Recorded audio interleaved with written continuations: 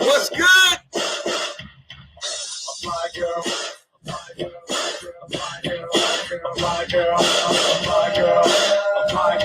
Who remember this one?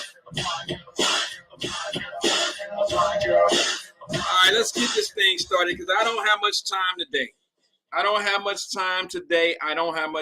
today. What's good with everybody? Welcome to the 5 p.m. Drive Home Show, the conversation, whatever you want to call it. I'm here for it. I want to thank everybody for coming in, a few and two, a few and four, or two or three, or whatever it is it may be today. I'm cool with it. What's good with everybody? I'm having some mic problems. I was having a little bit of problem with my connection. So I apologize for the late arrival. My bad. It was on me. I don't want to blame Facebook. I don't want to blame any other person. It was me. My connection was bad. I'm running the screen right now so you can see all the comments. I'm open for all the comments today. I want to thank everybody for coming in. I think I got a couple interesting things to talk about before we head into our weekend. I want to thank everybody that came in yesterday and gave somewhat of a new podcast an opportunity. I want to thank all those that came in and watched the new King and I with myself and Emmanuel Livingston. I thought it was interesting. Maybe some people will call in a little bit later, give us a few minutes, call in and give us your input on what you think about the new podcast. I got a little bit of feedback in my DM. I'll talk about that here in a little bit. Not all of it was bad. Not all of it was good. I'll be honest with you and tell you, it's tough peeling back onions sometimes. It's very difficult to have conversations with people that have a certain mindset. They just stuck in a certain frame of mind. And I'm okay with it. I'm not going to kill myself trying to deliver my point of view. I'll say it once, maybe twice, maybe 3 times, and then I'm off on it. You know, hold on one sec. Sorry, guys. But, you know, everybody got a reason why they feel the way they feel about certain issues and certain things. I, quite frankly, think that Cincinnati is a great city. I think it's a city of opportunity that if you allow certain things to become barricades and problems, certain things to be a problem for you. Yeah, you can't succeed in any business or any society if you allow certain things to rule you and run you. My biggest thing was when somebody says something about he don't understand how Cincinnati people are or how the politics. It was he don't understand the politics of Cincinnati. How dare you say that? I've been a businessman in the city of Cincinnati for over 17, almost, it's been 18 years. I probably know more about the business aspect of that of the city than those that are saying that I don't understand. I'm okay with that, though. I'm okay with that. Everybody's entitled to their opinion about what somebody know and what they don't know. But all I can tell you is America is for sale. And there's certain aspects of America that you got to learn how to buy. And I'm telling you, listen, let me give you a little bit of leverage, my Cincinnati, Hamilton County folks. Let me just say this to you. When you say that the city of Cincinnati or that they don't play fair, that's okay. The beauty about this city, the beauty about Cincinnati, it is surrounded by so many other counties where opportunity lies there also. See, you got to understand, when people tell me they can't do shit in Cincinnati, that's because you don't get out of Cincinnati. You're within 10 miles of 3 different counties in the heart of Cincinnati, not even mentioning going 5 minutes across the river into Kentucky doing something. I don't know what you do over there, but I'm just saying, in the heart of downtown Cincinnati, you're within 10 to 15 miles of another county. 3 counties surround Hamilton County. You cannot use that as an excuse. You got Butler County, Warren County, and what's the other one out there? Claremont County. You got so many different areas. And I know people say, oh, you can't do nothing out there. Okay, well, then you stay, can't do nothing. That's what you do. You stay, can't get shit done, can't do nothing. You stay right there. I know a lot of people that do things. And that's why I had a problem when they were talking about the housing market in Cincinnati. Well, maybe the housing market in Cincinnati don't allow you to have the necessity, don't allow you to have the things that most house owners want right now. Maybe somebody wants 1/4 of an acre of land to do certain things. Maybe people want a larger backyard. Maybe people want to live in a gated community. Maybe Cincinnati don't have enough housing, just like every other community in the United States of America. Show me a market that's saturated with homes that nobody can get rid of right now in America. The housing crisis is not a poor man's situation. It's not a poor person's situation. It's an American situation. The housing boom, crash, and all that, there's no housing anywhere. It's not just in Cincinnati, and people who trying to make you believe that the reason why Black ownership in homes in Cincinnati is low is because of redlining and all that shit. That's simply not true at this point. That's not true. Now, redlining existed. It had a lot to do with some other factors, but it has nothing to do with other people buying your property right now. It has nothing to do with that. I know this is not that show, and if you just tuning in, you already done tuned out. I got real shit to talk about today, and what I'm telling you right now, and what I talk about today, it actually is a receipt to how I come off and what I talk about. I'm hoping my reception is good. If I'm bad or if I'm slow or dragging, can somebody please let me know? Let me know on the screen. Let me say what's up to a few people. There's only a few people here. D Hall is in the building. What's good with you, bro? Linda Matthews is in the building. What's good, Linda? Brenda Early says, happy Thursday, y'all. It's Friday Eve. Drop 52 from California is in the building. He said, what up, Wyatt-Live? Are you exposing chaos today? I absolutely am, as usual, as normal. Stephen Speed is in the building. He says, good evening, Wyatt-Live family. Anthony Prosser is up. He says, what's good? That's AP. He says, what up, fam? What's good? Brenda Harris is in the building. She said, good. Good. I think Brenda was a little bored yesterday. Drop says, sounds good on YouTube. So, Brenda, what didn't you like? I'm open for it. What didn't you like about the conversation yesterday? Because I noticed that you put an emoji up, was asking what's on TV. You're not going to hurt my feelings, sis. This is how we get better. Critique is how we get better. I'm okay with it. Just tell me what you felt was if it was boring, if you didn't like the chemistry. I like Emmanuel Livingston. I thought it was pretty good, but I don't want to be the guy that owned the store and put on everything that he like on the shelf. I want the people. to give me the input on what they thought about the show. Angela Kinney is in here. She says solutions. Fame Rothstein is in the building. It's the betting show, the betting public sports show. He says, good evening, Wyatt and fam. Oh, okay. Brenda Harris said it was too much sports talk. I respect that because it was going. But see here, Brenda, this is what I'm trying to tell you. Sports was the root of the conversation, but economics was really the key of it all. It was not a story. We wasn't talking about what team was going to win the championship. We weren't talking about the ability or the skill set of players. We were talking about the economic impact of a sports team or a franchise being in the Cincinnati area and what people thought about that.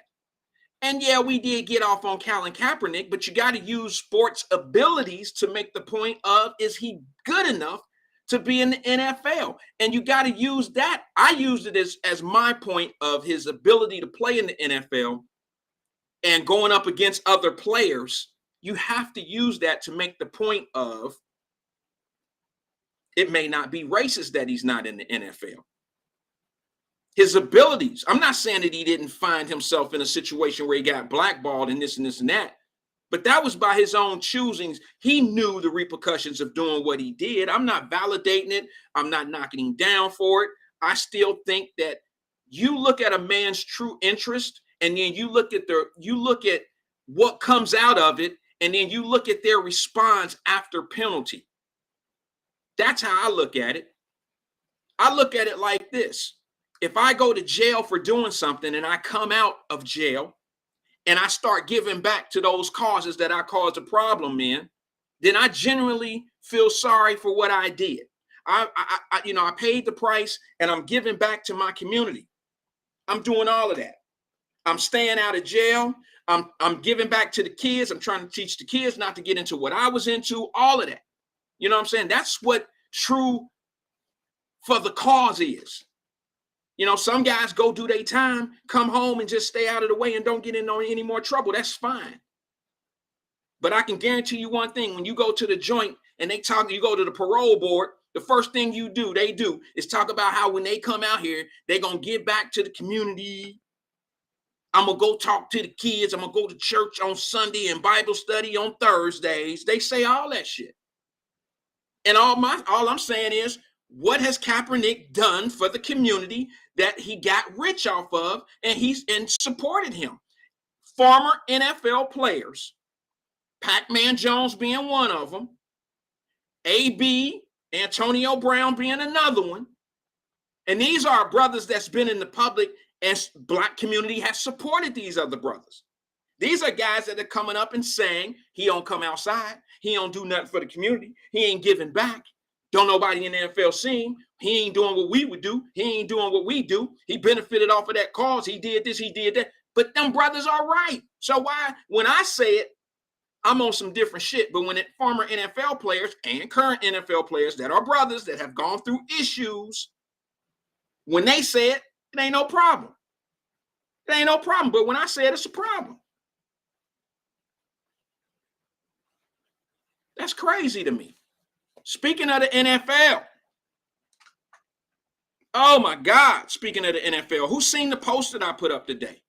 I was going to wait a minute before I got to this because I was waiting for a few more people to get in.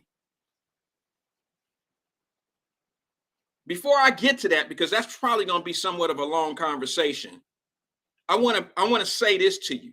Yesterday, we were talking about the big three coming to Cincinnati, right? And that was all, it was a sports related topic, but it was more about the economics and the impact that would have in the surrounding area. Good evening, Sabrina Calloway, the queen. That's what that was about. That wasn't about the sport itself and how many first downs can he throw. And I ain't on that shit. I'm talking about the economics of the game. What does it bring to the city? How does Black folks capitalize off of it? Would you be mad if a white ownership group brought in a big three to the city of Cincinnati? I wouldn't, but I would prefer it be us. Why don't we get a buying group together in the city of Cincinnati and try to holler at the Ice Cube brand and try to get something that'll bring something national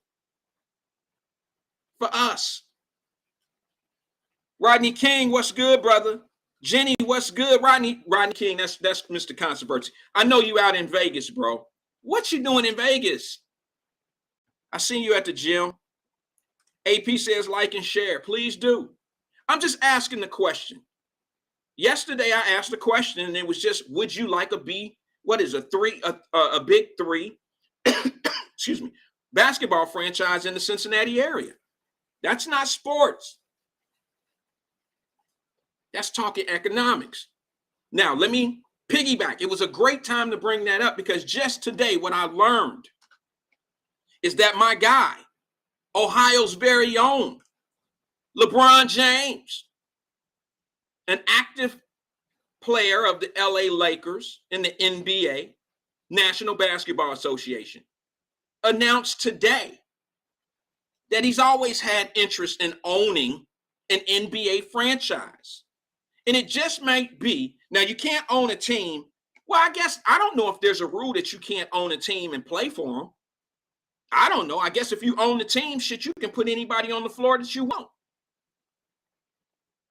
But LeBron James made an announcement today that he's interested in buying and being an owner of an expansion team in the NBA when it happens. And the first expansion team, it looks like it's going to be somewhere in the area of Las Vegas. This is his quote. This is LeBron James' quote. He says, "I want to own a team. I want to buy a team for sure," James said. "I would much rather own a team before I talk, though. Yeah, I want a team in Vegas."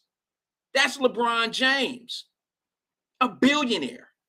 He earned $1 billion with that ball. He earned $1 billion. Akron kid. Ohio, stand up. And this brother, he understands the economics, the power of economics. He understands ownership. He understands expansion teams. He doesn't want to buy the Boston Celtics. He don't want to buy the LA Lakers. He don't want to buy the Charlotte Hornets, whatever the hell they are now, or the New Orleans Pelicans. He wants an expansion team. He wants a ground zero team for the NBA. What's wrong with that? Nothing. But look at where his mind is. It's about ownership. You can't have a problem with that. And I bet he does it. I bet you he get into it. I bet you Shaquille O'Neal will be part of that with him. These are smart brothers that basically use grassroots NBA basketball money to become billionaires.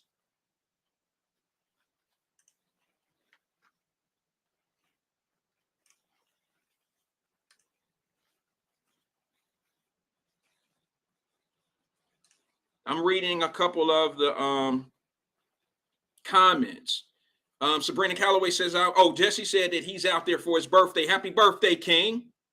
Sabrina Calloway says, I would love anyone to bring in money to our city. I don't care what color or race they are. Money is green. Exactly, sis. Exactly. Mr. Controversy, Jesse says, and these Negroes don't like him, meaning LeBron James. I think brothers and sisters, we like him. I think what happens is here we go with this back and forth thing about, is he the greatest of all time? Is he better than Michael Jordan and all that old shit? That's where the debate comes in. I don't think that's a matter if they like him personally or they don't have any love for his business hand. Anybody that don't love him, like on off the court type of stuff, you have no idea what being a success is. Because this is a young man whose mother was, I'm not trying to down him or play him crazy. I'm just going to be honest. It's well documented. LeBron James grew up in all of the stereotypical conditions that we hear about. Single black mother at a young age, crack addicted mom, out on the street. He was raised by all these guys in the gym. The guy in the neighborhood who coached the little league basketball teams. There's a lot of guys that come from them conditions. A few coaches raised me. I don't know if y'all know Coach Craig, Coach Ron Craig. was everybody's daddy downtown if you played baseball. He certainly was mine. That's Deion Craig and them daddy, you know. He already had 3-4 kids. Y'all know I told the story on Wyatt-Live once before that Coach Ron Craig, we called him Coach Craig. Coach Craig had this little short body Regal. Remember when them first came out? They wasn't as big as all those big ass cars of iron steel cars. Coach Craig had I'd say about 11 or 12 of us on a baseball team, and we played for Bank Street, down on Bank. But we would practice behind Walgreens downtown, down on Lynn. And on game day, it'd be 11 or 12 of us, and we all had to pile up in Coach Craig's short body, two-door, little bitty ass maroon ass Regal. Now, how you gonna stack 11 kids in one car? We did it. He did it.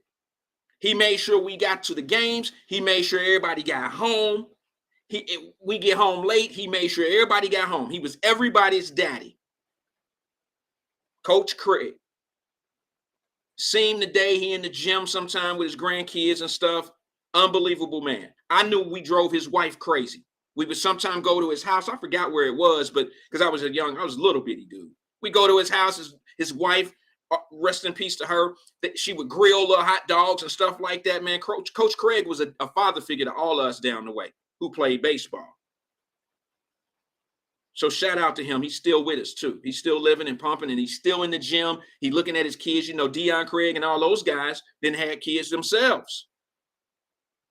I don't know a better brother than Coach Craig, Ron Craig from down the way.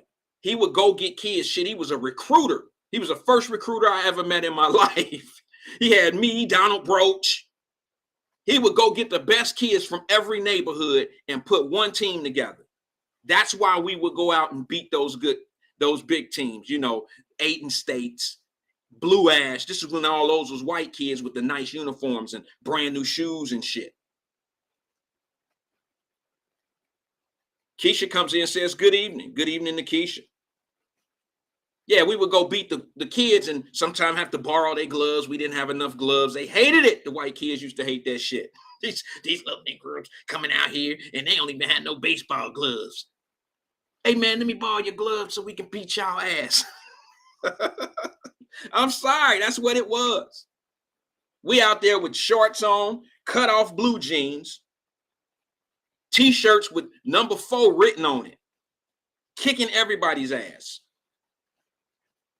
Don't have no catcher mitt or a first base glove. Didn't know none of that. She didn't have none of that. But we would borrow theirs and then beat them. They hated it. Yeah, Dante Craig was an Olympian. He was a boxer. So Coach Craig, he was a boxer back. Coach Craig used to try to teach some of the kids on our baseball team how to box. He was always into the boxing. But he was a baseball coach first for us. You know, that's what he did. But we didn't have shit. But we had him. The neighborhood man that was everybody's daddy when it came down to the sports. He made sure we got where we needed to go.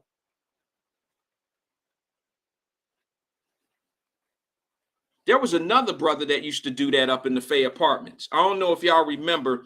Sabrina, you might be able to help me out with this. What is Karen? What was her name? What was the 2 kids up at the top of the Fay that lived in the house? They was the only black folks I ever knew in my life that lived in the house. They lived, Karen and Kenny. What was their last name? Sabrina, you remember them? They lived in a house across the street from the little white church up there at the Fay Apartments. Anybody remember them? I can't remember the last name. Parker? No, I'm not Mr. Moore. But Mr. Johnson downtown, I think he played baseball with everybody till he was like 90 freaking years old. Mr. Johnson, I know he played in the Negro League. Mr. Johnson was inspiration to everybody down the way.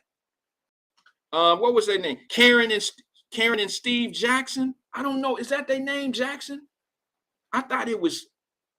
Wait a minute. That might be they name, the Karen and Steve Jackson. That might be the mother and father. but they kids was Karen and I can't think of what his name because he was a little older than us. Anyway, their dad did the same thing, and he had a tryout, or he played in the Philadelphia Phillies organization. So we would listen to him as well. Yeah, Stephen Speed. That's Don Johnson. Mr. Johnson played baseball in the national. He played in the Negro League, and you couldn't listen if he spoke, if you talked over him or anything. Everybody on the team would get on your ass. Mr. Johnson was the man when it came to baseball. And that man played baseball all the way up to he was like 90 years old. He would still be out there hitting the ball, wearing uniforms, spreading knowledge in game. It made you respect. We don't have OGs like that anymore. I just don't know where they are. I'm gonna take a phone call real fast. Let me see if I got a caller on the caller. Are you there? What up, Wyatt? Hey, what's going on? This is your number one stunner out here on the left coast. Okay. Drop Squad 52. What up, man? What's good with you, brother? How you been? Oh, I'm good, man. I just wanted to call in and give you my critique. Okay. On the debut of the dynamic duo, The King and I, yesterday. For y'all first time, man, that was pretty damn good. Thank you. Appreciate it. Because you know me, I'm a student of talk radio, and I've experienced a lot of different formats. Okay. And what I saw and listened to yesterday, you are a hell of a host. You drove the direction of the podcast. And again, Emmanuel, he didn't bully you with his talk radio prowess. Oh, okay, okay. He let you run things because at the very end he brought up no callers, because people like him in radio, the callers, that's his crutch. I mean, I hate to say it, because if you ain't got shit to say, all you got to do is open up the phone lines. But again, I think it's a good thing that you got going, Wyatt. All y'all, once y'all get y'all topics on the table and get everything lined up. Oh, it's coming. I thought it was great. Oh, it's coming. The topics are coming. We you know, I'm sorry, Drop. We agree on things, but we agree on them differently. That's interesting too. You know, it's kind of one thing to have a yes or a no answer, but when you can kind of meet somebody in the middle, bro, that could solve a whole lot of problems in this world. You feel me? Oh yeah, I feel you. But again, I was going by how you hyped up the show, because you did your due diligence. Because I don't listen to Emmanuel Livingston. By the way, I found him on Twitter. He has a Twitter account, but he got like 12 people following him. So well, that's 11 more than me. Just like you. That's 11 more than me. But the way what y'all got going, why I see something. I'm telling you, because like you said, the conversation y'all had about the big three franchises being offered by Ice Cube, to me, that was a great topic for y'all to go back and forth on. Yeah. And again, you are an excellent host, brother. I keep telling you, you got that gift. Well, thank you for this thing that you're doing. But you're talking about sports today. A little bit. Okay. Little bit. And I just got to say a name. Okay. Brian Flores. Do you know the current status of his lawsuit against the NFL? I do not. Okay, I'm gonna read you something real quick. Okay. Because you know, OTAs and some NFL training camps have already started, right? Okay. Yeah. And Brian Flores is a coach on the Pittsburgh Steelers staff. So people are asking him about the current NFL lawsuit, which is in arbitration and not in a courtroom in New York City. So this was the quote, right? And I'm gonna read it directly from a website. It says, according to Steelers Live, I guess that was broadcast at the camp or whatever. This is the quote. Coach Flores is more interested in focusing on the game of football. He doesn't have an interest in discussing the lawsuit he filed against the NFL and the league right now. It makes sense as there isn't much he can do at the moment. His team of lawyers are handling the situation, which is allowing Brian Flores to do what he loves and coach the Steelers. Now, Wyatt, you remember 4 or 5 months ago, because he filed his lawsuit in February. You remember I did a couple of Twitter spaces, and you were there. Yeah. Remember what I said, right? Yeah. So again, like I said, man, this is an interesting topic, especially you and Emmanuel yesterday was talking about him coming back to the NFL because he loves it if Kaepernick gets an offer. And I agree with you on that one too, bro. I mean, just you're gonna put your faith on watching the NFL based on if this man make a roster, not if he get an opportunity. Because what if his opportunity is there and he's just not good enough? Now you out of the game. Like, you're not gonna watch it because he wasn't good enough, not because he didn't get a chance or it wasn't fair. That just don't make any sense to me. E-Man gonna have to clean that up. Because and again, why I'm telling you, I've listened to Emmanuel when he was on the WDBZ The Buzz before the whole COVID shit came, because I would always get him and the other guy mixed up because they sounded the same. Okay.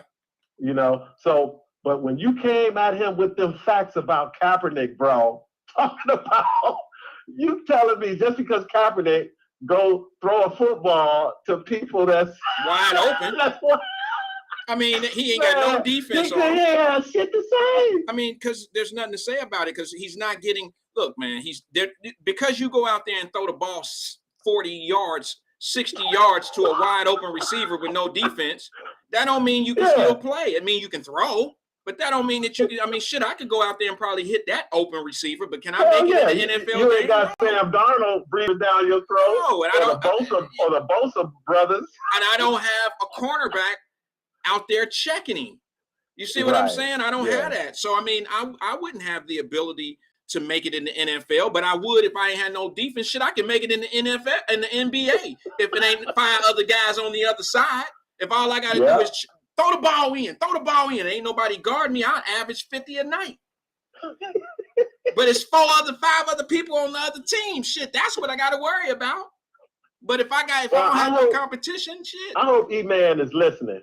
He might not. He had a situation today. He had a show for about 15 minutes today. So we'll see. I don't know. I don't think he is, but we'll see. Hopefully he is. Maybe he'll make a response. I don't know. Maybe we'll bring it up on the next King and I. Yeah, well, that's my critique on the possibility of future King and I shows, because you're a good host. I'm pretty sure y'all will go back and forth on who's going to set the topics and all that. Yeah. But before I go, okay. You liked one of my tweets yesterday, and it was about this maniac that they caught down the street from Supreme Court Justice Brett Kavanaugh's house. Yeah. He had a handgun, he had a knife, he had a crowbar, and he had some duct tape.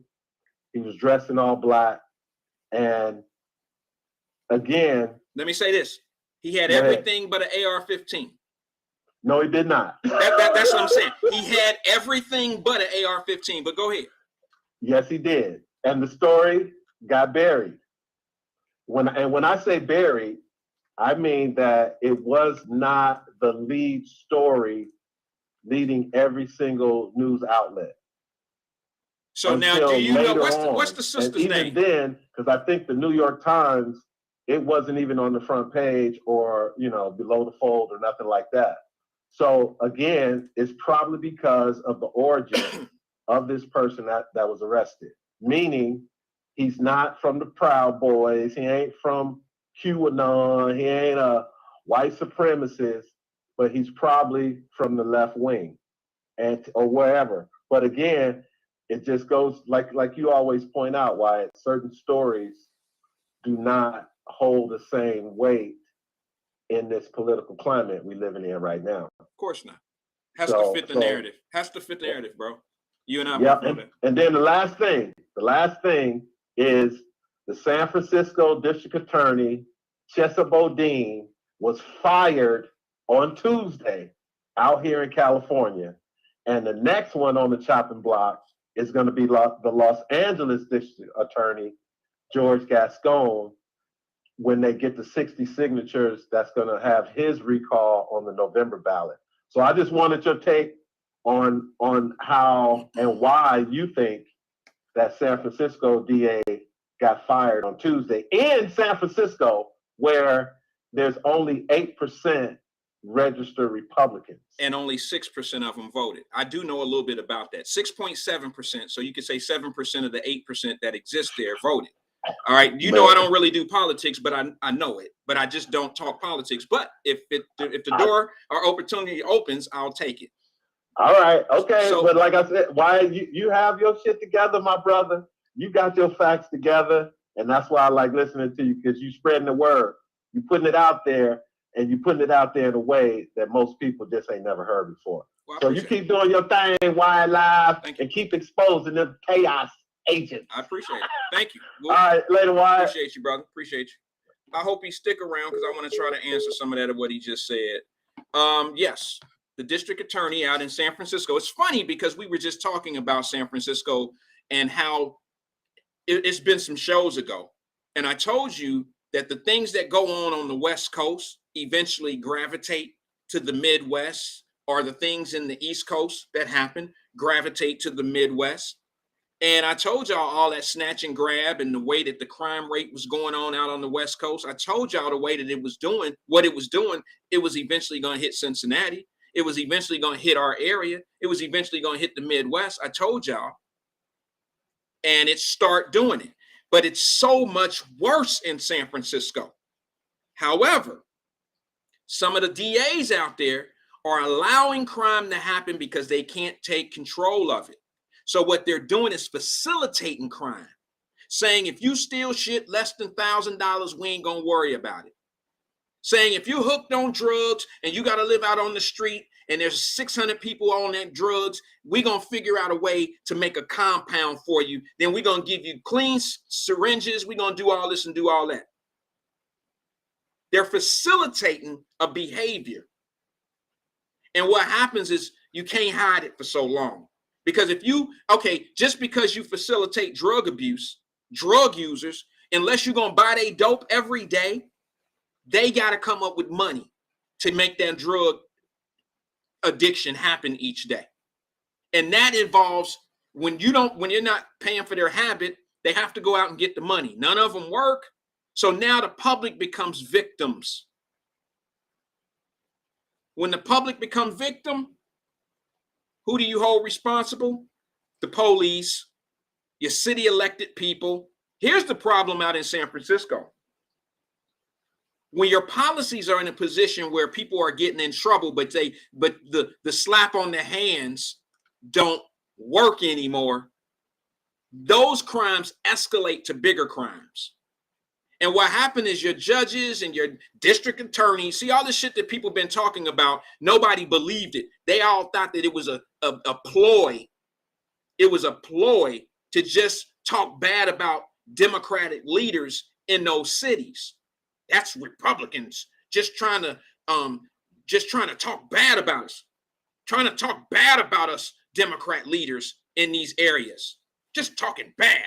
Well, I think where Drop was going is San Francisco is driven by Democrats.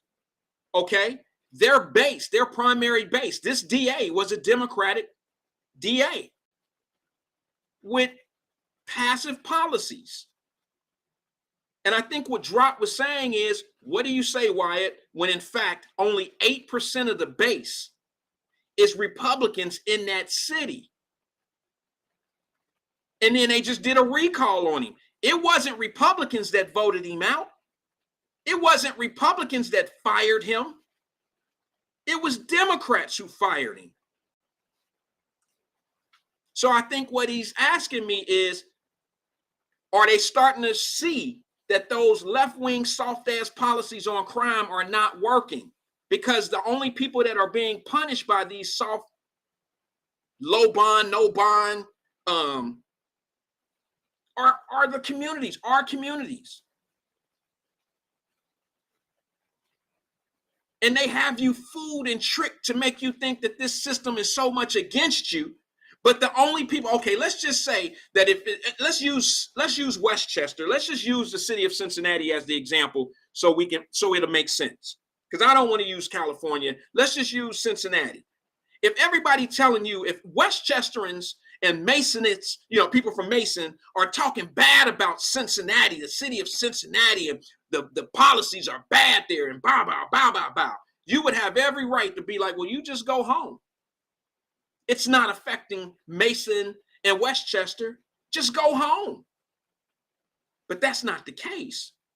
These are people that actually live in the inner cities of the city of Cincinnati that would be saying, hey, we need tougher crime. We need tougher penalties on crime because our communities are being scarred by all of this stuff. I mean, and I'm just saying that's how San Francisco is right now. The people that outed and voted this man out are the people that were getting affected the most. But those are also the people at one point that put him in there and defended him. Here's what I heard also that made absolutely no sense. That same DA has people saying shit like this, chaos agents saying shit like this. Well, the new guy, the guy who is, who went up against him, or somebody, the campaign that went up against him, that was trying to push him out, not the person, but the people. They outspent me 3-1. And that's just them that's the Republicans using those billionaires. Well, I'm sorry. Billionaires put Democrats in office as well. It works both ways.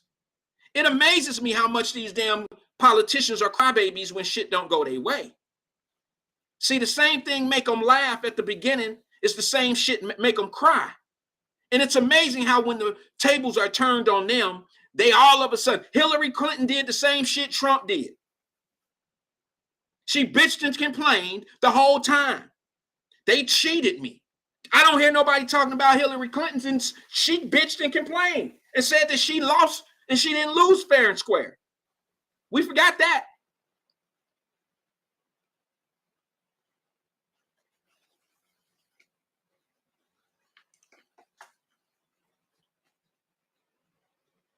And we all know Stacey Abrams. I know y'all like the sister and this and that. I bet you can't none of y'all quote none of her policies. But she did the same thing when she lost in Georgia. That's why she using voter suppression. I'm still waiting for somebody to tell me the church buses don't run on Tuesday.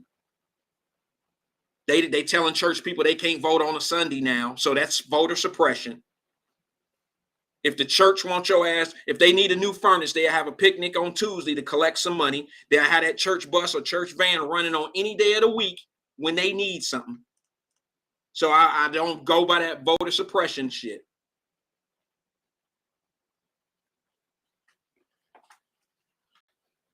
Anyway. So Drop just knocked the trigger on me. And that is, it's going to be more of that San Francisco situation. We watched, mainstream media will not show you San Francisco. Because San Francisco is a wreck right now. California, a lot of cities in California are a wreck out there right now. And what happens is they would set the tone of if those particular policies come to your city, that's a potential disaster. New York even starting it. New York is now opening up not facilities, but safe houses to do drugs. Makes sense.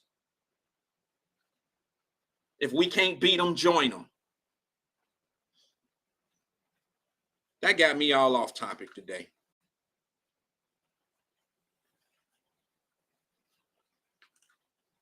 I ain't never seen that one, Felicia.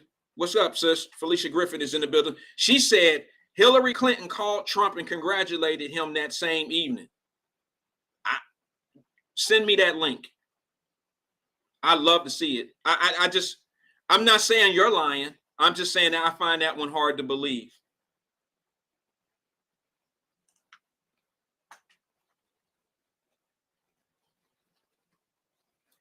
AP says the whole country is in a wreck right now, not just one specific place. I beg to differ with you, brother. There are some people living in this country called America that are living every day lovely, living life like they never want to leave it. There are people that sleep at night and sleep real well. The country is bigger than New York, LA, and Ohio.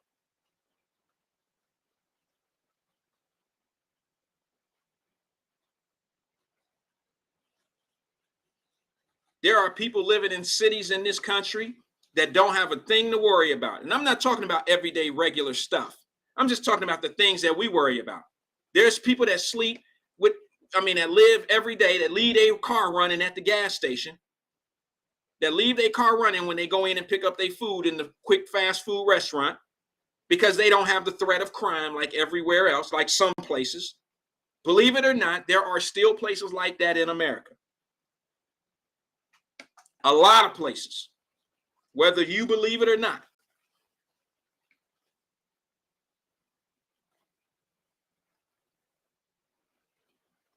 America is not. Here's one of the things I heard too. I don't know where this statistic came from, but somebody said that America is the most violent country in the world. If that's the case, why aren't American borders? Why isn't this shit reversed? Why isn't it reversed? Why aren't Americans at that border crossing into Mexico or at the Canadian border, tearing their doors and walls down, going into their countries illegally, trying to get compensation, trying to get free whatever they can get from those countries? Why, if this is the most violent and most vicious country in the world, why is everybody trying to get here? The only people that are not trying to get here are those Saudi Arabian country folks, because they think family first. They're family oriented and they share their wealth amongst each other now. And where do you think that wealth comes from? The great old country of the US of A.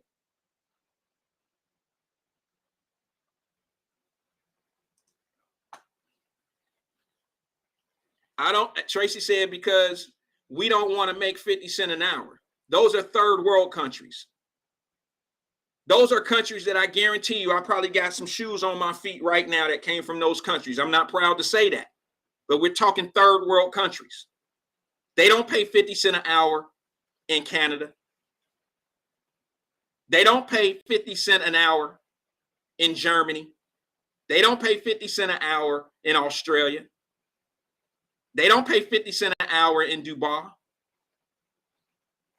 There's a lot of countries that are doing well. A lot.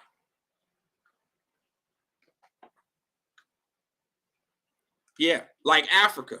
Look at all the countries in the continent of Africa that are self-sufficient. But look at the violence. You trying to tell me that America is more violent than some of the countries on the continent of Africa where there's blood diamonds, slavery still going on? You know slavery exists in other countries, but we're the most violent country. Who is telling you these things? And why would you even believe that?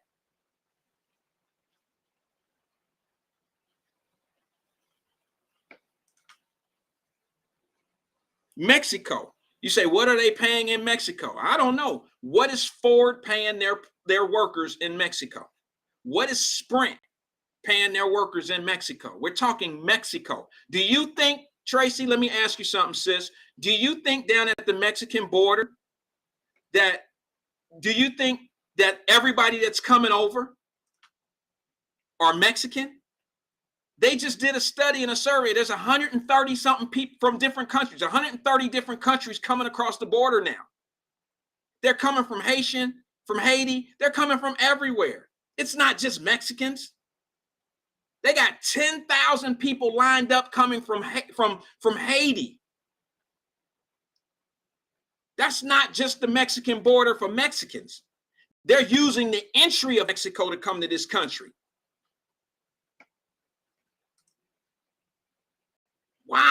It's funny. I know we don't know these things because mainstream media that we've been relying on our whole entire life don't tell us these things.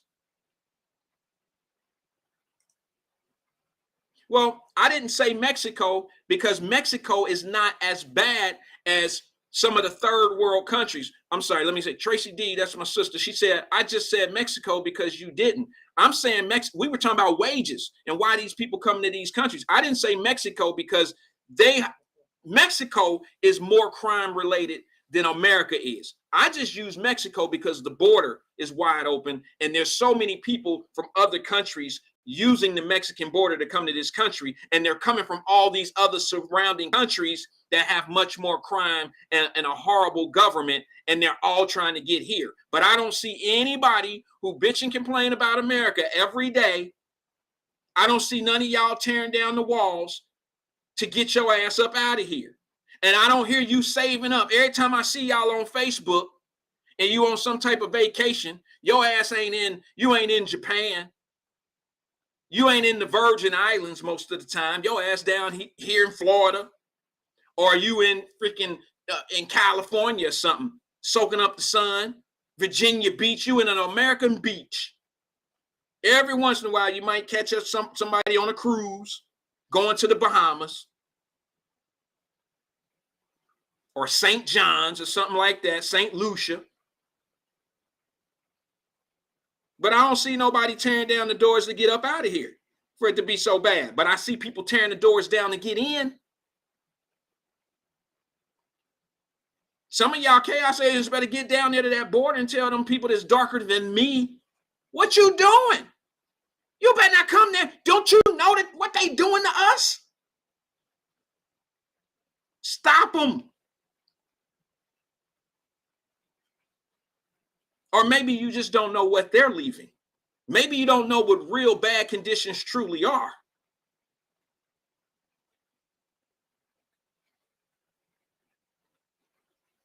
Because I know of slavery that is still happening in the world.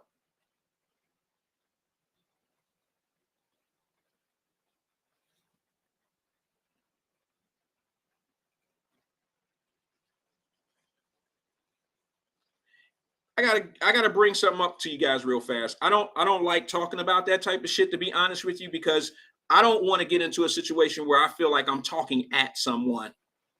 Sometimes I feel, and I'm guilty of this. I'm a horrible person when it comes down to delivering certain topics and certain things. I have a personal problem with myself. I'm mad at me sometimes because of the way I explain things. I'm so passionate about it that it sometimes lead me to, even in my own mind. So when I get criticized, it doesn't hurt my feelings when somebody say things. So sometimes I agree with them when they say you're an asshole about that. But I just want to be honest and tell you that sometimes I feel like instead of explaining some things, that I'm actually talking at people. And that hurts my feelings, to be honest with you. I don't really mean to be that abrasive in my conversation. I really don't. It's just passionate. I'm passionate about seeing people succeed. And I don't like when people pump fake and try to make shit seem like you're a victim. And like there's no way around or out of what's going on and all that old shit. Bringing that up, man, I want to introduce a situation. First, let me ask y'all this. Did you all hear what happened to in what is it? Gadsden, Alabama? Gadsden, Alabama? The world we're living in today? There was a man killed. They haven't I don't know the description of the man or anything yet, but there was a man that was killed today by police because he was trying to break into a school at Walnut Park Elementary School in Gadsden, Alabama today. Said he was trying to look for open doors. Now, I don't know all the details yet. I don't know if he had a weapon on him. I don't know. I don't know the circumstances. All I know is the principal came out and made a statement and said that he was trying to break into the school. They don't know if he was going to harm anybody. They don't know if he had a weapon on. I don't know if he had weapons on him or whatever. But this is the temperature The temperature is set right now. They said that what happened is the guy was pulling on doors trying to get into a school, and that the school officer called for backup, tried to handle the problem.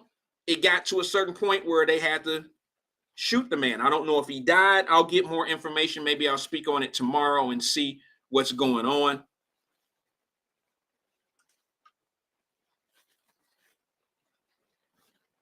But that's where we're going now.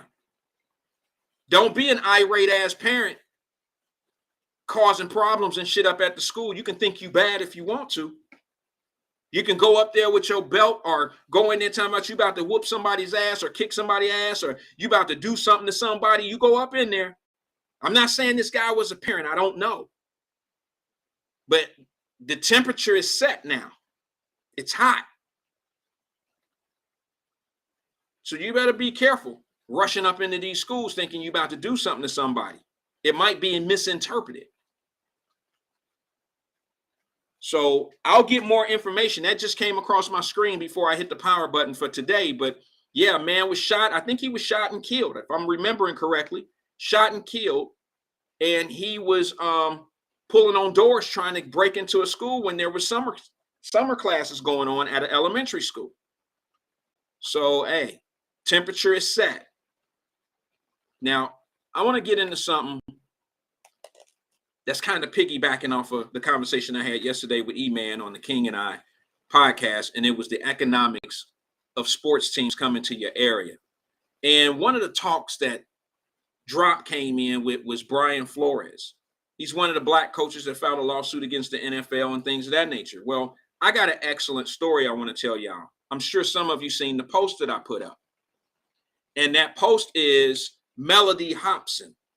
Anybody familiar with Melody Hobson? Before I put her up, before I put the picture up or anything, I want to ask, do anybody know who this sister is?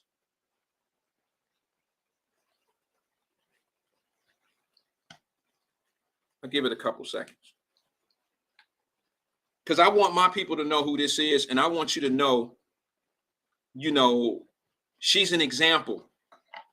She's truly an example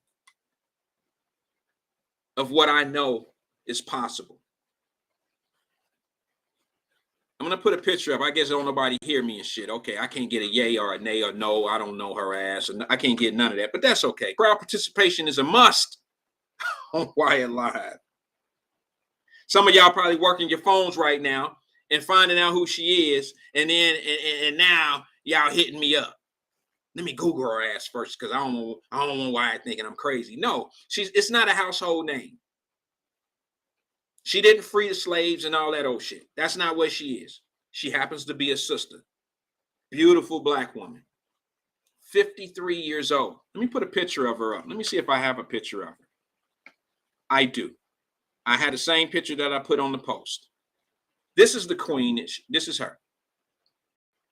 Let me explain who she is. All right. I'll read that. Oh, no pictures on YouTube?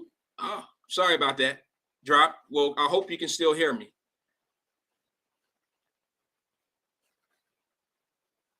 Oh, okay. Tracy Dillingham says she is a household name if you used to watch Good Morning America. Well, I was never a Good Morning American watcher, but I'm talking about the average person. Maybe most people watch Good Morning America. Anyway, let me tell you who Melody Hobson is. She's a 53-year-old black woman, born and raised in the South Side of Chicago. Unbelievably smart woman, gorgeous. Y'all know I got a thing for chocolate, right? You know, I got a sweet tooth. I'm sorry. Unbelievable sister here. And yeah, okay, I hear you. Okay, I hear you. I'm reading comments, y'all. I'm reading some shade. I'll put it up. Brenda Harris says she owns a team married to a white dude. Couldn't just be an owner of a team. But that's cool. I get it. Y'all know how I feel about that. Tracy Dillingham says highly intelligent. I'll give you my breakdown of her here in a second. I just want to put some of the comments up and let everybody get an opportunity to see what it is. Financial advisor.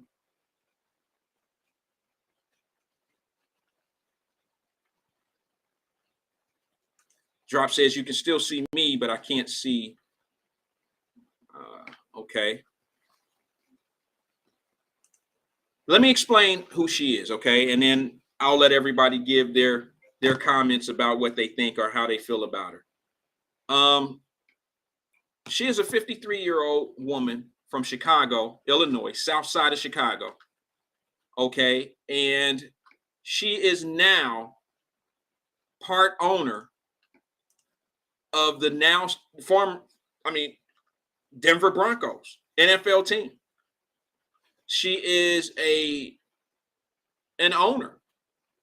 Okay. She's not the majority owner, but she's part of the sale. And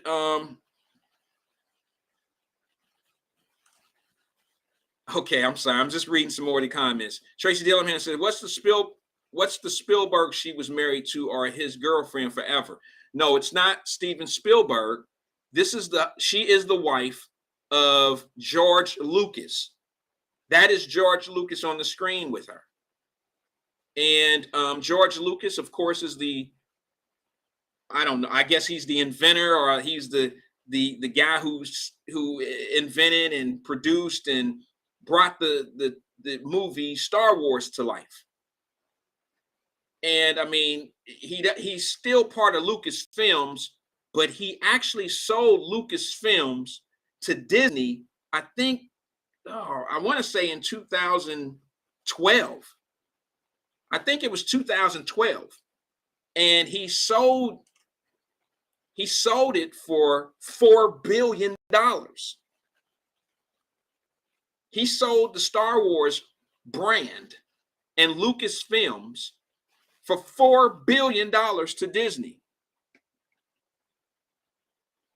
And to this date, he's earned about $10 billion off, because, of course, Disney is still promoting Star Wars and Star Wars is still doing its thing.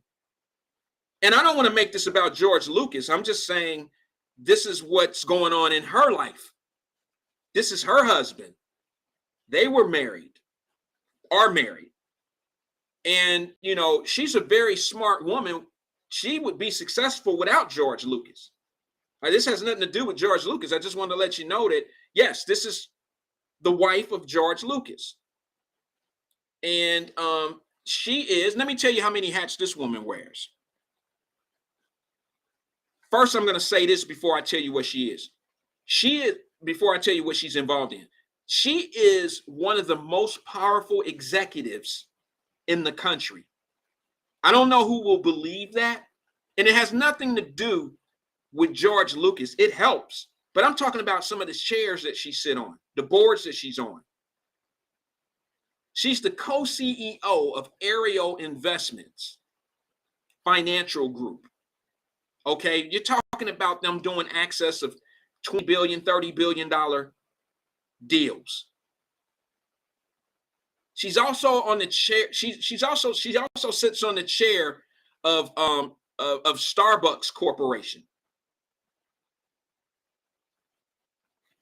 And she also sits on the board of JP Morgan and Chase. This is a sister that is from Southside Chicago, where the school systems are crappy. The violence and crime and the drugs are everywhere. And for some of y'all that are from my era, this sister, when I was acting a damn fool in school, well, she obviously was doing something different. Who's willing to say that? When I was a clown in school, that sister was doing some different shit. I doubt that she was in the 9th grade, 10th grade, waiting for the next cutie pie boy to walk by. I don't think she was distracted with Gucci belts. I just don't think that she had a lot of distraction in her life. I think she had tunnel vision I'm not saying that she never made any mistakes. It just, you have to get to a certain level. You have to have a certain level of commitment to be and go in that excellent direction. I would say that about Barack Obama, but Barack Obama, the only Chicago he's seen was when he represented the area for the United States of America. Let's be honest. Barack Obama didn't grow up in Chicago. Barack Obama grew up in Hawaii. He's not from the streets like that. That's not shooting shade. But every time y'all think because he was in the backyard playing basketball at the White House, that was because he was in Chicago playing the pickup games and all that old shit, and he got that wicked ass jump shot from the bricks. No, he didn't. No, he didn't. Fame said, what's the show number? Hold on one second, bro. Somebody just tried to call. I'm not sure if that was you or not. Let me put the number up on the screen. My apologies. Give me 2 ticks. There it is, right there. There it is. If you want to call and give me your opinion on this, it's area code 513-310-0546. 513-310-0546. Sorry, I missed someone's call. It was hard for me to get it. I was doing all the jobs of one person, of 5 people, trying to produce the show, be the host, and do all the other stuff that come with it. Let's take a phone call real fast. Good evening, caller. This is Wyatt. Hold on one second. This is Wyatt. Can you hear me? Absolutely can. Okay, good. My bad, bro. I was having a little issue on this end. What's good with you? Oh, I'm good. Pleasure to be with you this evening. Talking about this this new Denver Broncos owner, George Lucas's wife. I don't like this at all. This is kind of whack now that I think about it. Now I'm reading some of her and her story. First of all, this is obviously the NFL trying to quell or at least smother Brian Flores' lawsuit. Really? By saying, hey, we even have a black owner. Really? You know, who's the now owner of a team where the quarterback is black. A black female owner on top of that. You know, but if you look back at her, she just married dude in 2013, so they ain't even been married 10 years together. They've been together a long time, though, Fame. Been together and wife ain't the same thing. No. It became legal 10 years ago. No, he could have left with nothing and no, no repercussions on nothing before 10 years ago. No, I meing they've been together 20 years. They ain't been married 20 years. They got married in 2013. No, I understand. Married and been together is not the same thing. Well, now, you know, that's weird. That's kind of weird coming from a black man because, you know, we have our girlfriends and our women in our life. We don't marry them, and we've been with them for 24, 25, 27 years. Been with the girl since the 3rd grade, and here we are 60 and 65 years old and now want to get married. And that's what we do in our community a lot. And it's weird coming from you on that, bro, because I think that in certain states, common law marriage is in 7 years. And that's I'm sure that's what's probably going on when I'm sure they got property in California somewhere. Yeah. Something like where they can pull that off. I'm just saying, you know, legally married in 2. Shit. I'm sorry. Hold on, Fame. Oh, my bad.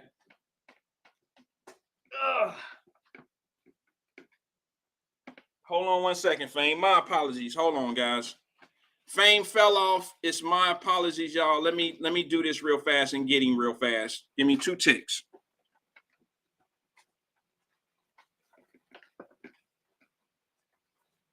I promise you, Fame, I didn't mean to do that, bro. It just... Hold on one second, Fame. I got to get you back on the air, bro. Fame, are you still there? Hold on. Okay, Fame, you still there?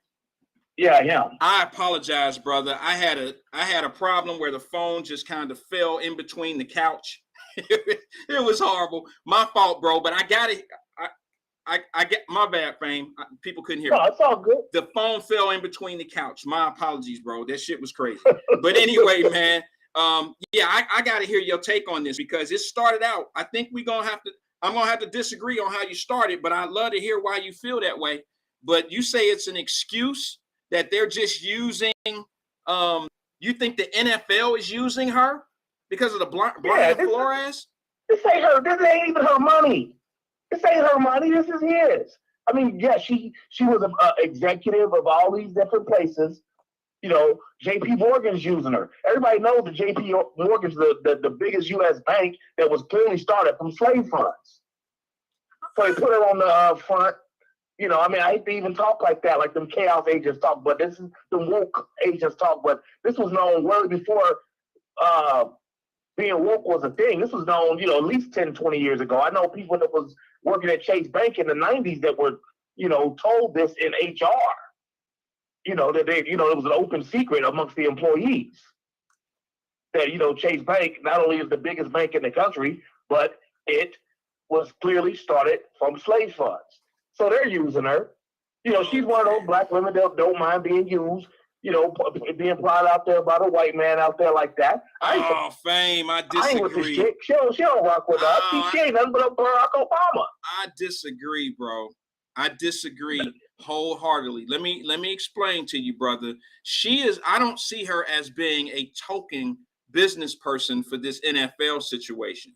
And the reason why I say that is because she's not a majority owner. Her role in the NFL ownership program right now is no different than anybody else that would buy in. She's not the first black person that has minority ownership in the NFL team. She's not the first and probably won't be the last. Matter of fact, the main buyer of this team is the Walmart family. Walmart is buying the Denver Broncos, and she is an owner just like Serena and Venus Williams of the Miami Dolphins. Two things. You know, I'm glad you mentioned both of those. One, Serena and Venus were never the public faces of the Miami Dolphins. No. It was just, hey, we got them in here, and then boom, next week it was, you know, back to the Carnival Cruise Line guys or whatever he did. I forgot what he do. That Miami guy. And two, that's the same thing with this lady. What? You know, if the Walmart family is the principal owner, they're just as popular. But why are they putting her out as the public face? Well, I don't think that it's necessary. I think I'm guilty of this. I'm guilty of using her as showing that there's another minority owner who's going to be a certain percentage of ownership in the NFL. I think I'm the one that's doing that. I'm just looking at the fact that Walmart Group and whatever this buying group is going to be called, they spent almost an entire $1 billion more than what the team market value is. And what happens is, what we get misconstrued is we think because that buying group, the black guy who owned the radio stations and his group were not able to buy the Denver Broncos was because they didn't want no black ownership. But here's the thing. I don't think the owners of the Denver Broncos have anything to do. The NFL don't have anything to do with who the Denver Broncos select as their new owners. And the fact that they got an additional $1 billion more than market value, the other bidders were not willing to do that. So why do they even need a black? That ain't her money. But okay, she's not the, you know, just kicking in a little couple of dollars to ride share. That's all she did. It's deeper than that. It's bigger than just a few dollars, bro. She's being used. She's being so what do we have to do? Female owner. You know, because look when you posted the post on Facebook, who all responded to it? Nothing but black women. Yeah. Because if it was a black man, we would stand up too, and black women would do that too. They would be right with us. The only time we get in our feelings, we know this, brother. The only time we get in our feelings is when black women pass us by. When the only time black everybody men went out there like she's somebody to celebrate. Like, no, let's like look at her. Like she like look at the whole bro, the only time black as I like men to say, hold on, I'm sorry. Go As ahead. I like to say, I try to be the camera of the whole thing so that people can see the big so I blow up the negative so people can see the bigger picture.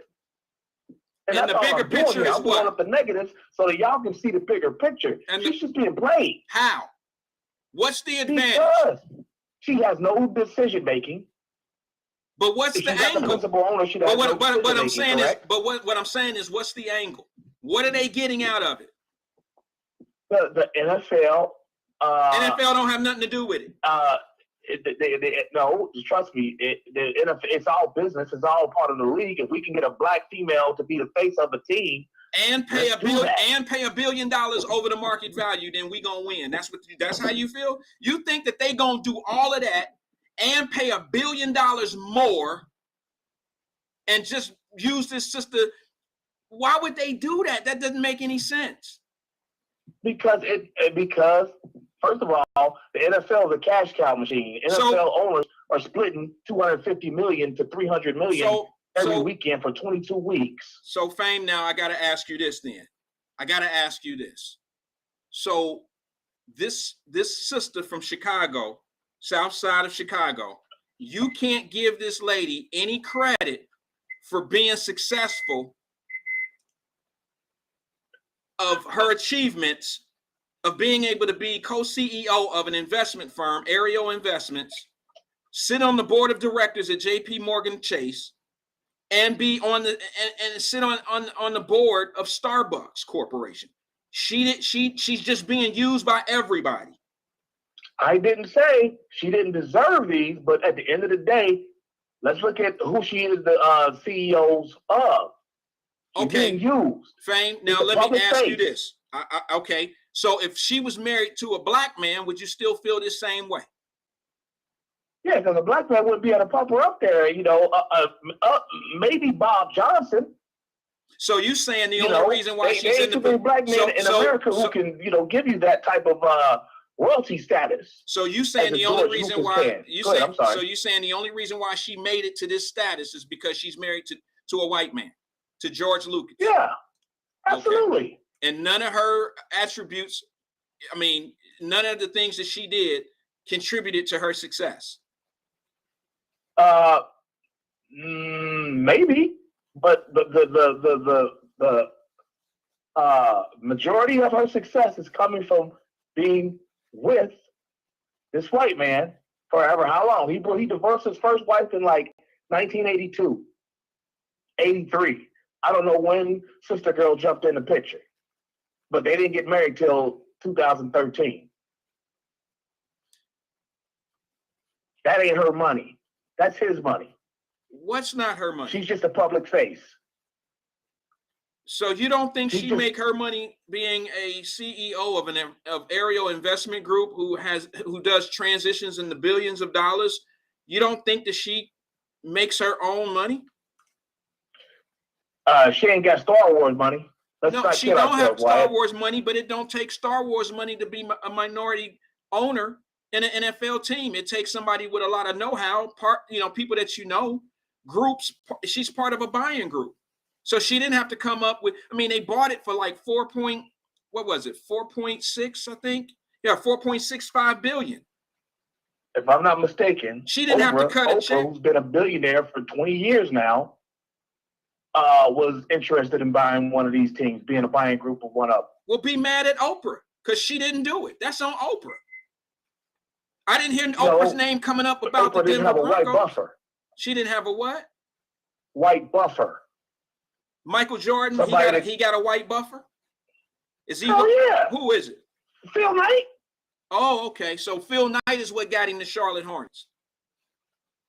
And the fact that he, took the league to, different heights, hell yeah, you had to give him. Okay, so he got there on his own. That's a different, that's apples to oranges. He got there on his merit. They don't really equate. Well, yes, it does. He got there on his own merit, and he had the money to buy it, right?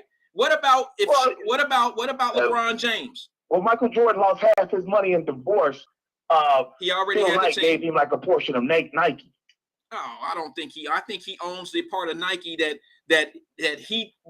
I mean, it's not successful, to be honest with you, but Phil Knight gave him the opportunity to do his brand of the Jordan brand, and I don't think that Jump brand is doing too well. But that's just my opinion. I don't think it's ever going to be a Nike. I think they gave him an opportunity to do something that maybe some other companies would not have done. I'm not going to dispute that with you. I know Phil Knight did help Michael Jordan because Michael Jordan had a big part of making Nike successful. Right. Okay, Michael Jordan is who put Nikes in the community. And I'm just going to be honest. Between Michael Jordan and the Spike Lee, White Buffer was helping him, paying him back.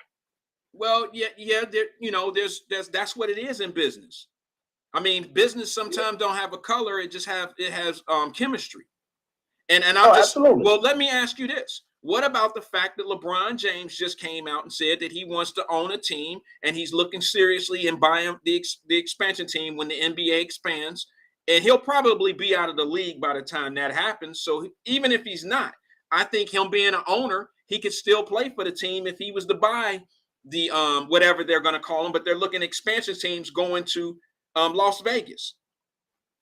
So where is his buffer? I don't know about that one. I haven't. This is my first time hearing about that, so I can't really comment on it. Let me kind of get some more info on it. On the surface, it doesn't seem like you could be a owner and player, because as the player, if you have a grievance, who you gonna file a grievance against? Yourself? Yeah. You see what I'm saying? So it's like I don't know if that would work. But let me say this too. I caught a glimpse of you in the Emmanuel show. It seemed to have some promise. Okay. The two of you. It really does. But I didn't catch the Colin Kaepernick debate, and I'll just say this: I have never rocked with dude. As a player, Kaepernick. As a player, or his push. As a player, I guess he's okay. But as a dude, like the way he's fronting, down with he all of a sudden black as hell now. Nah, I ain't buying it. I feel you on that. I ain't buying it. I see you all. We can see you coming a mile away, bro. You like an exit sign. But we see you coming a mile away. I feel you on that. You know what I'm saying? Yes, I do. I'm sorry? No, I said I feel you on that. Yes, I do. I understand. I felt the same way about certain things. This is what I always say about it. Whether he was, whether he deserved to be go through what he went through in the league based on talent, we can debate that till the cows come home. But whether he deserves to still be in the league, bringing all that rancor as a backup, it's clear he needed to go, and that's all I always said about it. Okay. Like nobody likes a loud backup. And that's what he got demoted to. He didn't like being a backup, and then everything else he just eroded, did it to himself. The sham tryout in Atlanta, all that stuff. He did that to himself. Right, I understand. I'm with it. I mean, I know exactly where you're coming from. I'm not a Kaepernick fan on the court. I mean, on the field or off the field, because what I've been saying, some former players are now starting to say it, from Antonio Brown and a few other players. They said the same shit I said, but when I said it, I was a coon. I was all these things. I was against the cause. It went from police brutality to black people and all that shit. He just pretty much catapulted every fucking social problem we had. They tied it into him, and then he comes out with a movie, a documentary on Netflix talking about the NFL is like the slave trade. And then they document it by putting brothers lined up like they did at the slave auctions. I was totally offended, not only by that documentary at that point, I was offended by a mixed man, black and white, who was raised in an all-white family, had every benefit of America, and had every privilege of America. And then he come out and talk about how fucked up America is. I had a problem with that. That's me personally. No, I totally agree with you there. We are 100% agreement on that one. Dude is a fraud. Just like every damn civil rights activist, they always seem to find a way to get to a bag through civil rights. Well, even locally, look at the lady locally, Iris. All of a sudden, working for the police, gets a check from them. On some damn what's that name of that movie? I'm gonna get you sucker shit. Remember that government building we were going to take down the other day? Well, they were hiring that day. You know what I'm saying? Like, So, what the fuck? Like, how you getting a check from these people now? I don't even want to hear about no movement from you because now it's going to be compromised. You did not bring in, I'm going to get you, sucker. You did not bring that in. That's exactly what I felt like when I heard that. Wait a minute, hold on, bro. Let me just say this. I don't think the Irish lady, I don't think she gets a check from the police. I think the city, the city brought her in to be a consultant of some form. I don't want to speak on it because I don't know about it. But I think that she was hired by the city to be, I'm saying Aftab may have made a place because he felt it was necessary or needed. I don't know, but I mean, I don't know. Gets paid by the police. The city pays the police. You know, you're basically going against government. Your whole thing is about going against government and going, you know, working for, you know, that's just too, nah, you know, I'm not feeling it. That's all I'm saying. I would have to know the intricacies. I understand. I get it, bro. I get it. Trust me. I know how it is to hold the megaphone against certain things and then all of a sudden you gone because it's almost like Jeff Baden. What's the guy name? Used to be on city council and he did all that promoting for the Bengals while he was on city council. And then when he left city council, where did he end up working? You see what I'm saying? For the Cincinnati Bengals. Right. So his position. Oh, yeah. I mean, that was kind of, that's a little foul. And let me just say this. What was the lady's name who ran from Maxine Qualls? What's her name? The lady? Roxanne Qualls. Yeah, she ran for, mayor and she was on city council 4 times. That lady, when they were doing that deal, this is how I know some dirty shit. Y'all can get mad at me if you want to. Ain't that many people here anyway. So just say Wyatt said, because there ain't enough people here to see it. But anyway, I remember when I watched city council vote on that damn train going through the city of Cincinnati, and all I could think of, Fame, was all the people on that city council who had property along the route of that train. And I knew that the value of that property was going to go up. And here they are. It's a conflict of interest. And Roxanne Qualls was definitely one of them that owned several properties on the route of the train. And I just thought it was a bad look. It was messy. I didn't have a podcast at that time. I don't call radio stations and stuff like that. And if I do, when I bring up certain situations like that, people they think I'm on some different shit when I call and say some things. I think you got that feeling sometimes. You feel that way when you say certain things.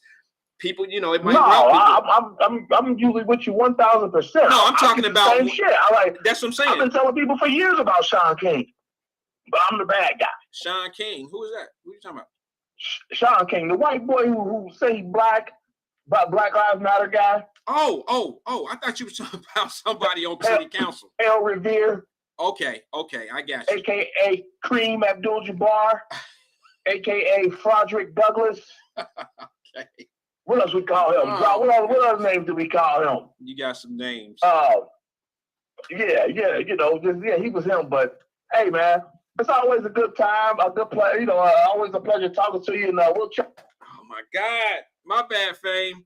All right, hey, I lost Fame, man. I'm sorry about that, brother. I lost him. That's my bad. 1 sec. Let me just make sure I got what I need here from.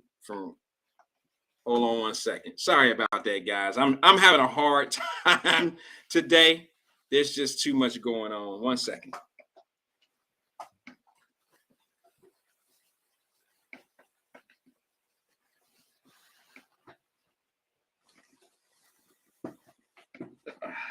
Sorry about that. Like I said, I can't wait to go watch this January the 6th shit. Hold on 1 second. I lost Fame by accident, y'all. I truly lost him by accident. But he was signing out anyway. I'm a little in tight quarters right here, and my phone keeps falling in the couch. And I'm gonna fix that. I was running late and I didn't set anything up the right way.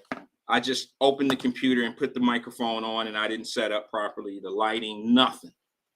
I just went forward with what I had to do. So I do apologize for being so unprepared and not taking care of my shit today. I apologize for that. And but it must go on. Show must go on, or whatever. It's just a conversation. You don't expect me to be perfect. No one expects me to be perfect. Listen, Fame, I feel, is so off on this topic with this young lady. I can't believe his take. I can't believe his take. What is it with black men when we see sisters doing something?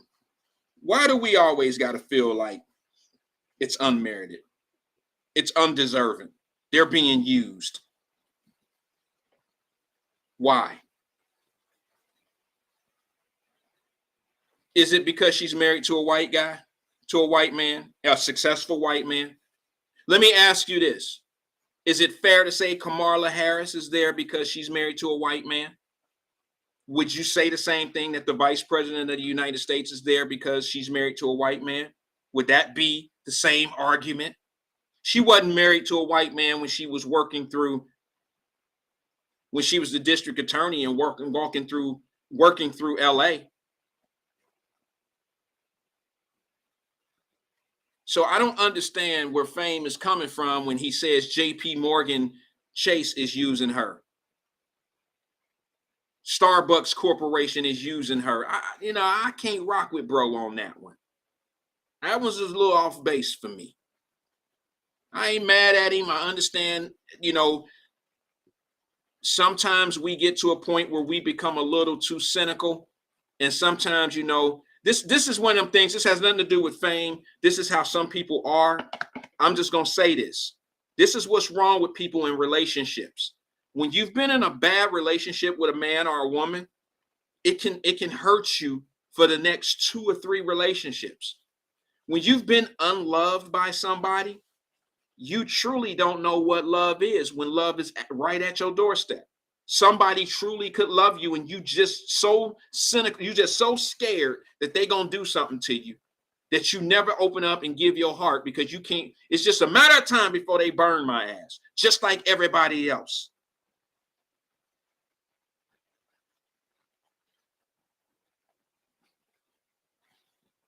I used to say that to a friend of mine. He didn't necessarily, everybody wants to be rich, especially where I'm from. Everybody want to be rich until it's time to do the things to make you rich. Everybody want to build a company. Everybody want to be a business owner. Everybody want to do this and own millions of dollars. Everybody want to do that shit. But everybody don't really want to do it. They want to be it. And it's a difference. Everybody want to look like it, but they don't want to do what it takes to get it and do it. Some people do a great job at being a perp at something than actually putting that same energy into being as successful as your perp hand looks. As fraudulent as you are, you're putting so much energy into looking fraudulent that you don't put that same energy into being successful for real. I seen it. I got a couple buddies that do that shit. They sit up here and they farm these things. They get these, they look like they doing millions of dollars or they doing something successful. And then when you ask them, well, let me get that. Let me get one of them in a medium. They don't even have it. Can you squeeze me in today, or can I set an appointment? Yeah. Well, when I get all the equipment. Wait a minute. When you get all the equipment, I got a buddy of mine who lived down, well, I'm not going to tell you where he lived because he might be watching, but he lives outside of Cincinnati, just to tell you that. This dude wanted to start a t-shirt company and all that old shit, and he doing shit that if somebody asked him to do it, he wouldn't even be able to facilitate it. You're on Facebook and social media, and you making bedspreads, curtains, and doing all this shit. One for yourself with your logo on it. And if somebody said, I wanted that, you wouldn't even be able to fulfill the order, but you want to look like you the next Ralph Lauren. You look crazy. You're trying to be Ralph Lauren, but you ain't trying to be Ralph Lauren.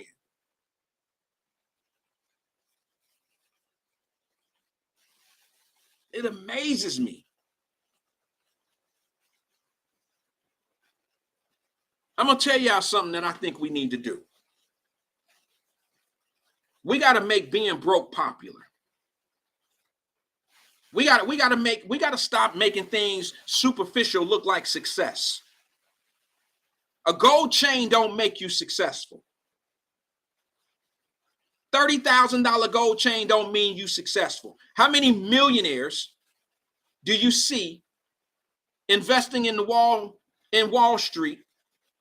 How many stock exchangers and Fortune 500 company CEOs walk outside of their office with $100,000 on their neck on a gold chain? He wouldn't or she wouldn't even see that as success. We have to stop glorifying trinkets. Bullshit. Had a young man ask me one time why I don't wear jewelry. Okay, if I wear jewelry, what does that mean? So if I wear a ring on every finger, that mean I got money? How about if I don't wear any rings on my finger? Could I have money at that point too? If I don't put $500,000 around my neck, does that mean I'm broke? I'm just curious. Why are we so superficial?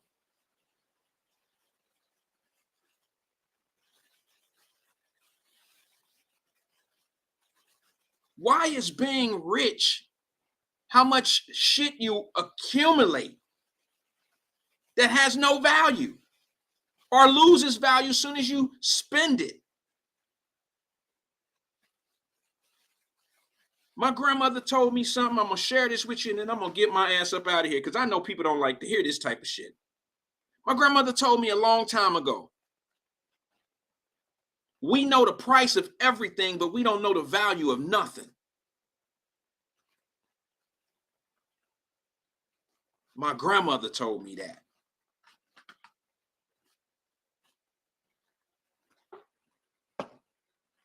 It's a shame. I hate ending the show like that, man, but that's real shit.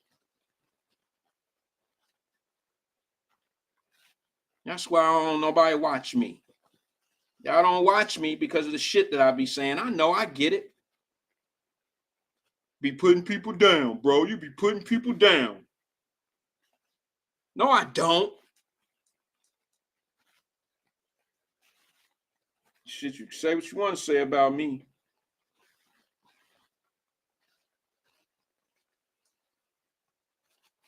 Y'all make me sick too.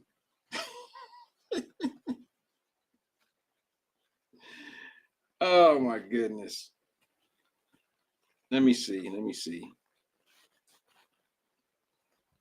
I just want to make sure that I have what I need before I get out of here. I'm going to watch this fraud shit tonight about January the 6th that they're trying to keep everybody focused on because, of course, some people don't have other shit to talk about.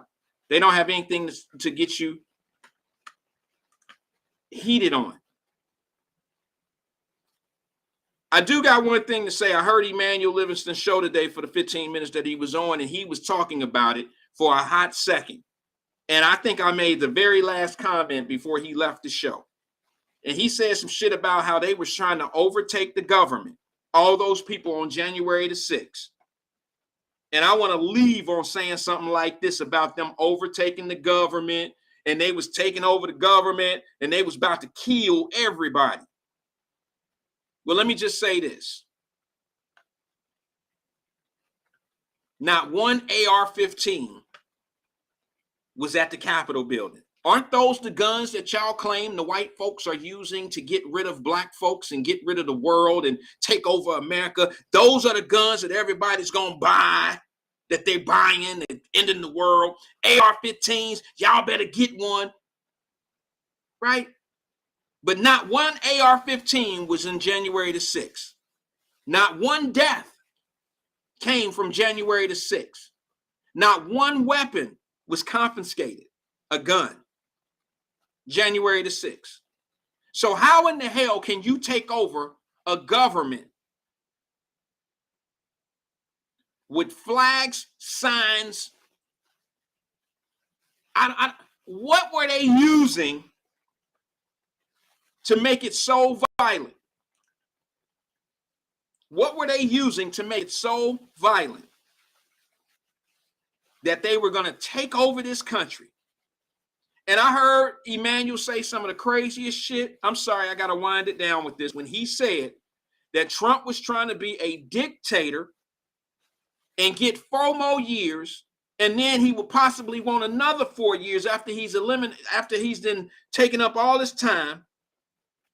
And if he can't get it, he gonna pass it to his sons and them sons and then them sons, as if this is now gonna be the next dictatorship. He's gonna be the next dictator. Come on, man. Come on now. That's the most chaos agent shit I've heard in my life. They're down there tearing up the building and they're holding hostages with flags, with sticks. They got radios. They're organized.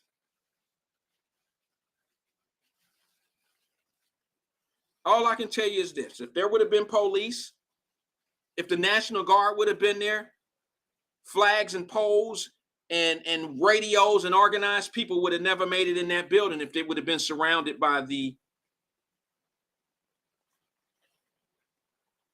National Guard. You're not going to hear about all that stuff. That's okay. So you go ahead and go back in history, listen and watch the shit. Let them convince you that those people that was going in there, they look stupid. They look dumb as hell. I'm not for them, but you're not going to convince me that a bunch of people looking stupid with fucking sticks. This ain't 1914 where you can go take over a bank and hold a bank hostage with sticks and clubs and shit like that. You can't take over no government without a gun. You can't take the government over without using some bazookas and tanks and entering that building with threat. High-level threat. Isn't this the most violent country in the world? How you gonna take something over without an AR-15 and all the other shit that y'all claim that people waiting to get for us? Here's the other asinine thing I heard today. Then I gotta go. If more black people start buying guns, then they'll regulate the guns. See that dumb shit? So you trying to tell me black folks don't have guns legally? You saying that we don't have registered guns in America? You saying that if black people start buying, this is what I heard, if black people start buying guns, then they gonna do something about the guns. So you telling me they okay with black folks having illegal guns? If they ain't outlawed them, they outlawed. But if they ain't doing nothing about the illegal guns,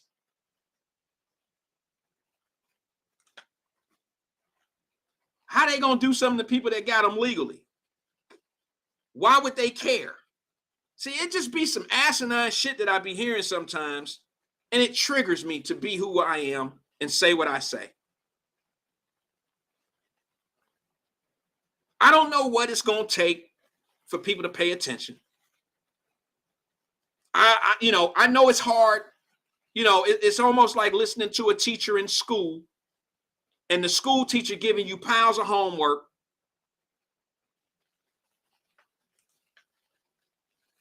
The teacher is always telling you every day, to be successful, you got to study at night. To be successful, you got to stop hanging with them friends over there. They're not going to be that productive in life. Lil Randy, to be successful, you're going to have a mind of your own. To be successful, you're going to have to come to school on time. You're going to have to stop leaving school early. Lil Randy, to be successful, you're going to have to pay respect to your mom at home. You're going to have to do this. You're going to do that. You're going to do this. You're going to do that. Teachers can make life sound like it's a fucking problem to be good. And I know I probably sound like that sometimes. And I know going against the grain and feeling different the way you've always felt and having the same people tell you the same shit over and over and over again. I know it's hard to break away from that shit. But at what point do you become independently thinking, research things for yourself, and step up? Step up and be independent and stop hanging and stop believing what everybody else believes. When are you going to think for yourself?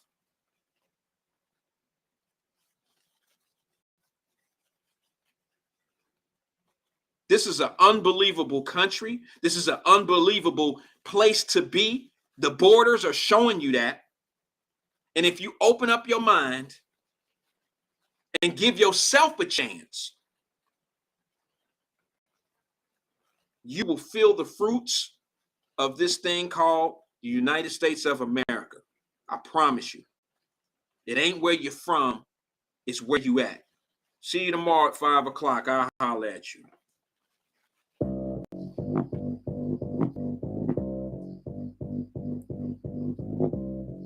Can you dance? Let's find out. I want to see everybody on the dance floor right now. I'm about to put y'all to the test. Let's go.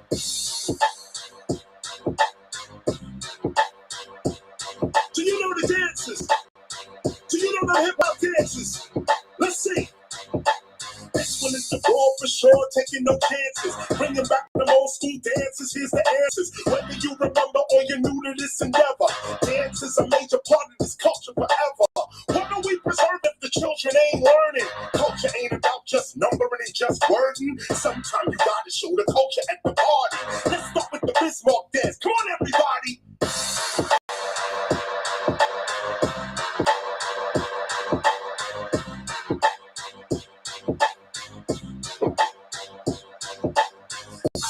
Bismarck, the party about to get sparked. This is that moment you get loud, get courage, get hard. I spit art, I'm one of a kind, they not me. I'm digitally underground like Shock G. Speaking of Shock G, when I jump, we jump. That's crisscross, but we talking about Humpty Hump. When you up, what? This is your chance. Come on, everybody, do the Humpty dance. Let's go.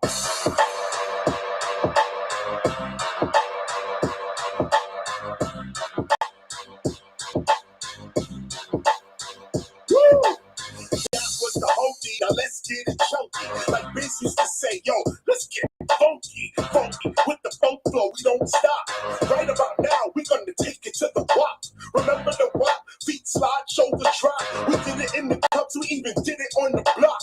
Ready, set, go. Stand on your spot. Take it to the top. Come on, y'all, let's do the wop.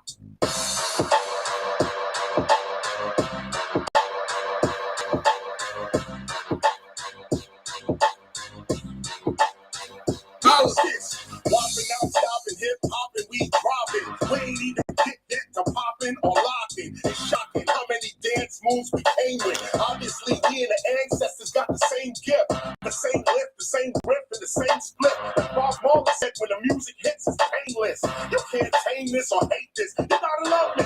Come on, y'all. Let me see you do the Dougie. Woo! That's right. That's right.